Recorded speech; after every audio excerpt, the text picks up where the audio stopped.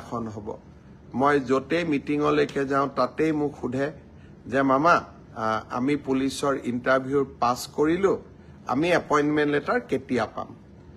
মই আপোনালোকক আজি জনাব খুজিছোঁ যে আপোনালোকৰ উৎকণ্ঠাৰ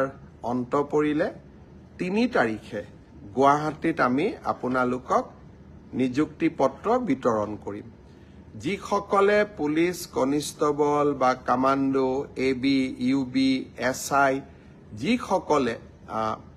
পৰীক্ষাত উত্তীৰ্ণ হৈছিলে সকলোকে আমি 3 তাৰিখে নিযুক্তি পত্ৰ দিম আপোনালোক নিযুক্তি পত্ৰ লবলৈ গুৱাহাটীলৈ আহিব লগত দেউতা মা বা মাৰ এজনক লৈ আহিব কাৰণ আপোনালোকৰ এই সাফল্যৰ দিনটোত লগত দেউতা বা মাক আপোনালোকে লৈ আহিলে তেওঁলোকেও ভাল পাব আৰু আপোনালোকেও আনন্দ অনুভৱ কৰিব মই সকলো মোৰ অতি